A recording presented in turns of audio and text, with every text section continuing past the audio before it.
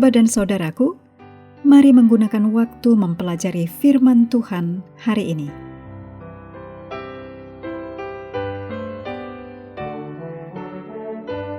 Hari Senin tanggal 27 April, judulnya Suatu Tempat.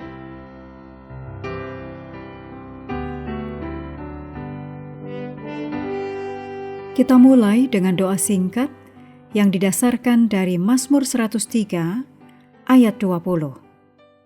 Pujilah Tuhan, hai yang melaksanakan firman-Nya, dengan mendengarkan suara firman-Nya. Amin.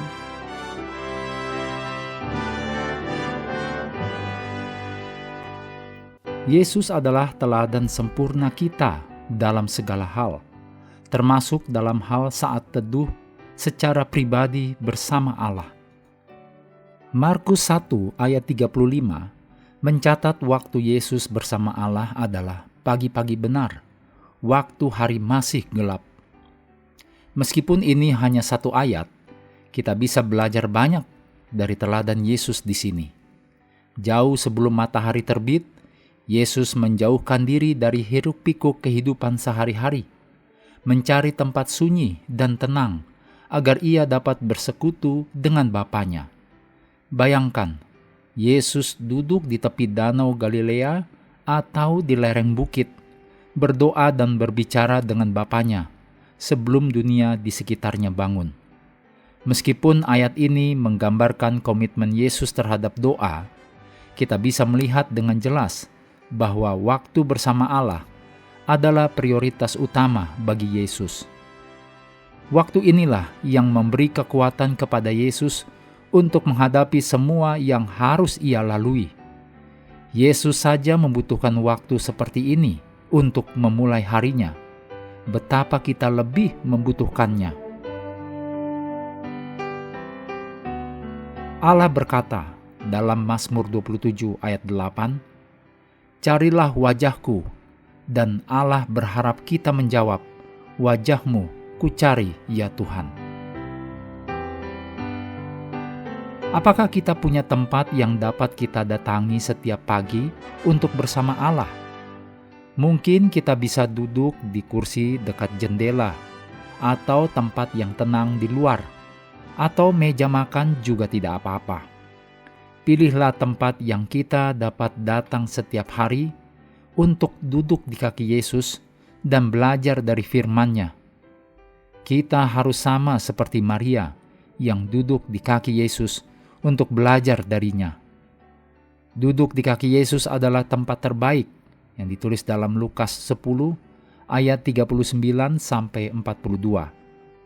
Ketika kita bertemu dengan Yesus setiap hari, pertemuan kita menjadi kebiasaan.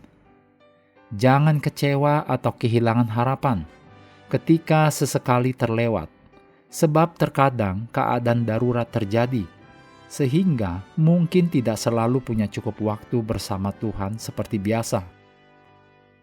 Tetapi upayakan tidak membiarkan banyak hari, minggu, atau bahkan bulan yang berlalu tanpa menggunakan waktu bersekutu dengan Tuhan. Ingat, jika kita menginginkan hubungan yang tetap dengan Tuhan, kita harus memilih menggunakan waktu bersama Tuhan setiap hari. Kabar baiknya adalah kita bisa memulainya kembali hari ini jika kita memilih untuk melakukannya.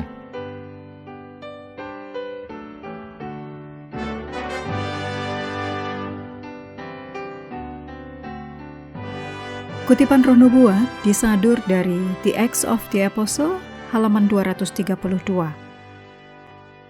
Berikanlah kami pada hari ini makanan kami yang secukupnya. Bukan hanya berbicara tentang makanan jasmani, tetapi juga tentang makanan rohani yang memberi hidup kekal kepada orang yang menerimanya. Setiap orang harus datang sendiri kepada Kristus dengan rasa lapar dalam jiwanya. Setiap orang harus merasakan kebutuhannya sendiri dan belajar mengenai Kristus secara pribadi. Jika kita dipenuhi dengan roti hidup, kita tidak akan lagi menginginkan daya tarik dunia, kesenangan dunia, atau kemegahan dunia. Kehidupan rohani kita akan sesuai dengan makanan yang kita terima. Makanan jasmani yang dimakan sekali tidak cukup. Kita perlu makan setiap hari. Demikian juga, kita perlu menerima firman Allah setiap hari, agar jiwa kita selalu diperbarui. Dalam diri orang yang terus-menerus menerima firman, Kristus akan dibentuk sebagai pengharapan akan kemuliaan. Tetapi, jika kita lalai membaca dan mempelajari Alkitab, maka jiwa akan mengalami kelaparan rohani.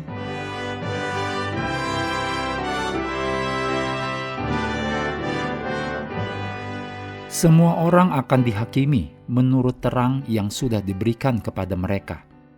Tuhan mengutus para utusannya membawa kabar keselamatan, dan mereka yang mendengarnya akan dimintai pertanggungjawaban untuk cara mereka menerima perkataan itu. Orang yang sungguh-sungguh mencari kebenaran akan menyelidiki dengan teliti setiap ajaran dalam terang firman Allah.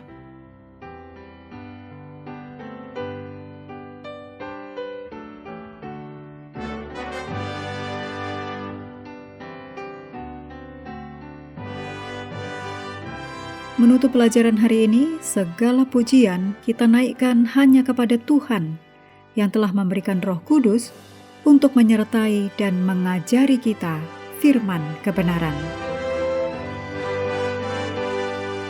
Terima kasih telah belajar bersama. Tuhan memberkati kita semua.